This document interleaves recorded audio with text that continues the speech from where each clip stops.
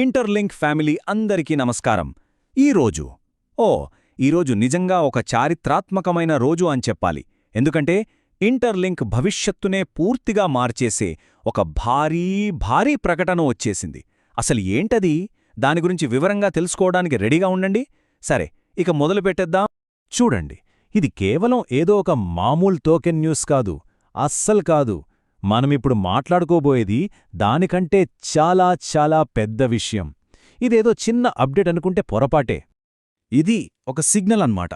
అవును, చాలా బలమైన సిగ్నల్. ప్రపంచంలో ఉన్న పెద్ద కంపెనీలు వాళ్ళ డబ్బుని, వాళ్ళ నమ్మకాన్ని ఎక్కడ పెడుతున్నాయో మనకిది క్లియర్గా చూపిస్తోంది. సో ఈ విషయాన్ని గనక మనం అర్థం చేసుకుంటే ఇంటర్లింక్ ఫ్యూచర్ ఎలా ఉండబోతుందో అంచనా వేయొచ్చు. చాలా ముఖ్యమిది. సరే, ఇక మనం మొదటి సెక్షన్లోకి వెళ్దాం. ఒక ప్రధాన సిగ్నల్. అసలేంటి ఆ సిగ్నల్? నిజం చెప్పాలంటే ఇది ఇంటర్లింక్ జర్నీలోనే ఒక పెద్ద టర్నింగ్ పాయింట్. అసలు విషయమేంటో ఇప్పుడు చూసేద్దాం రండి. ఇక్కడ మనకు రెండు చాలా కీలకమైన ప్రకటనలొచ్చాయి. నెంబర్ 1, ఇంటర్లింక్ ఇప్పుడు అధికారికంగా ఒక ట్రెజరీ రిజర్వ్ అసెట్. ఎస్. రెండవది, ఏ సంస్థలు దీన్ని తమ ట్రెజరీలో చేర్చుకున్నాయో ఆ పార్ట్నర్స్ లిస్ట్ మొత్తం పబ్లిక్గా రిలీజ్ చేశారు. ఓకే, ఇక సెకండ్ సెక్షన్కి వద్దాం. అసలు ట్రెజరీ అసెట్ అంటే ఏంటి? ఈ పదం వింటున్నాం కదా, మరి దీని అర్థమేంటి? ఈ అనౌన్స్మెంట్ యొక్క అసలు ఇంపార్టెన్స్ అర్థం కావాలంటే ఫస్ట్ మనం ఈ పదం గురించి తెలుసుకోవాలి. వినడానికి సింపుల్గా అనిపించొచ్చు, కానీ దీని వెనుక చాలా పవర్ఫుల్ మీనింగ్ ఉంది. సింపుల్గా చెప్పాలంటే ట్రెజరీ అసెట్ అంటే ఏంటంటే పెద్ద కంపెనీలు, ఇన్స్టిట్యూషన్స్ ఉంటాయి కదా, అవి వాళ్ల ఫ్యూచర్ సేఫ్టీ కోసం దాచుకునే ఆస్తనమాట. ఇది డైలీ ప్రాఫిట్ కోసం చేసే ట్రేడింగ్ లాంటిది కాదు. ఇది లాంగ్ టర్మ్ నమ్మకంతో భవిష్యత్తు కోసం చేసే ఒక పెద్ద ఇన్వెస్ట్మెంట్. ఈ రెండిటి మధ్య తేడా చూడండి. ట్రేడింగ్ ఇది పూర్తిగా రోజువారీ లాభాల కోసం స్పెక్యులేషన్ మీద ఆధారపడి ఉంటుంది. కానీ ట్రెజరీ అలా కాదు. అది దీర్ఘకాలిక నమ్మకం కోసం ఒక కంపెనీకి పునాది లాంటిది. ఇప్పుడు ఆలోచించండి, ఇంటర్లింక్ని అలాంటి ఒక ఫౌండేషనల్ అసెట్గా ట్రెజరీ కోసం ఎంచుకుంటున్నారంటే దాని వాల్యూ ఏంటో మనం అర్థం చేసుకో. సరే, ఇక మూడో సెక్షన్కి వచ్చేసాం. అండ్ ఇది చాలా ఇంట్రెస్టింగ్ సెక్షన్, గ్లోబల్ పార్ట్నర్స్. అసలు ఇంటర్లింక్పై ఇంత నమ్మకం పెట్టినా ఆ పెద్ద కంపెనీలు ఏవి?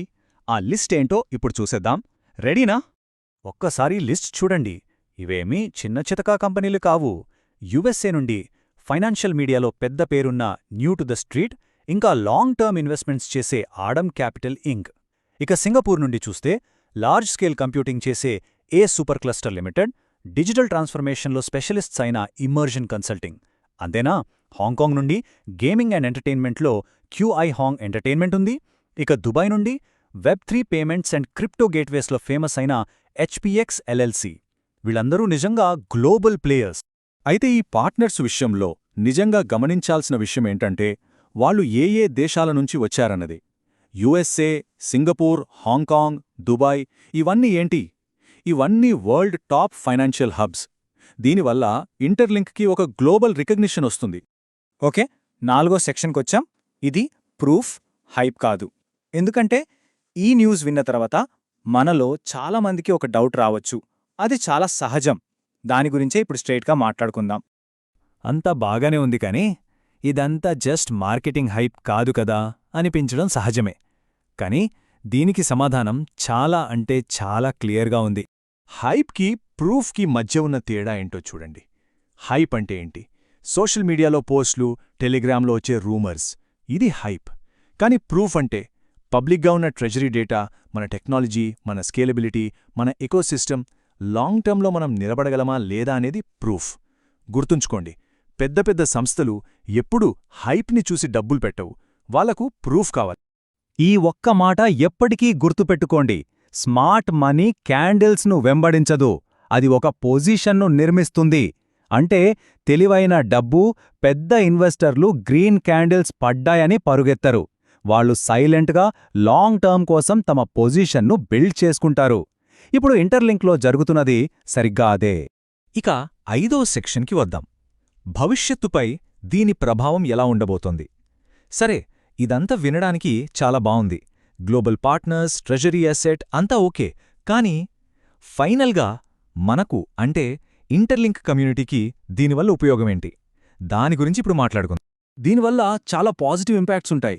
స్టెప్ 1, పెద్ద సంస్థలు హోల్డ్ చేస్తాయి కాబట్టి ప్రైస్లో స్టెబిలిటీ వచ్చే అవకాశం ఉంది. సడన్గా క్రాష్ అవ్వడాలు తగ్గుతాయి. స్టెప్ 2, ఇది ప్రాజెక్ట్ యొక్క లాంగ్ టర్మ్ వాల్యూకి ఒక సపోర్ట్ లాంటిది.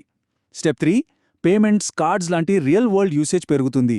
అండ్ ఫైనల్గా స్టెప్ 4, మన కమ్యూనిటీ ఇంకా బలంగా తయారవుతుంది. ఇప్పటికే మన కమ్యూనిటీ ఎంత బలంగా ఉందో తెలుసా? ఏకంగా 50 లక్షల మంది, రోజురోజుకి వేల మంది కొత్తగా మనతో చేరుతున్నారు. ఇది కేవలం ఒక టోకెన్ కాదని, ఇదొక నిజమైన డిజిటల్ అసెట్గా ఎదుగుతోందని చెప్పడానికి ఇంతకన్నా నిదర్శనం ఏం కావాలి? తెలుసు. ప్రైజ్ గురించి, కొత్త అనౌన్స్మెంట్ల గురించి అందరూ చాలా ఆసక్తిగా ఎదురుచూస్తున్నారని తెలుసు. కాని ఒక్క విషయం గుర్తుంచుకోవాలి. ప్రైజ్ ముఖ్యం కాదనట్లేదు, కానీ దానికంటే బలమైన పునాది ఉండటం అన్నింటికన్నా ముఖ్యం. ఇప్పుడు ఇంటర్లింక్ కడుతున్నది ఆ ఫౌండేషన్నే. ఇక ఫైనల్ సెక్షన్కి వచ్చేశాం. చివరి సందేశం. ఇప్పటిదాకా మనం చర్చించుకున్న ఈ మొత్తం సమాచారం నుండి మనం గుర్తుంచుకోవాల్సిన ఒకే ఒక్క కీలకమైన పాయింట్ ఏంటి?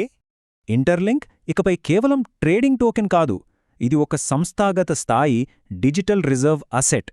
అవును, ఇదే మన ఫైనల్ టేకవే. ఇంటర్లింక్ అనేది ట్రేడింగ్ కోసం కొని అమ్మే ఒక టోకెన్ అనే స్టేజ్ని దాటేసింది. ఇప్పుడు ఇది పెద్ద పెద్ద సంస్థలు నమ్మే ఒక డిజిటల్ రిజర్వ్ అసెట్గా మారిపోయింది. ఒక్క విషయం గుర్తుంచుకోండి, అసలైన భవిష్యత్తు ఎప్పుడూ పెద్దగా అరుస్తూ ఆర్భాటంగా రాదు. అది నిశ్శబ్దంగా నిర్మించబడుతుంది. ఎక్కడైతే ఇన్స్టిట్యూషన్స్ తమ నమ్మకాన్ని, డబ్బుని పెడతాయో అక్కడే ఆ భవిష్యత్తు మొదలవుతుంది. సో స్మార్ట్గా ఆలోచించండి, ఎప్పటికప్పుడు సమాచారం తెలుసుకుంటూ ఉండండి.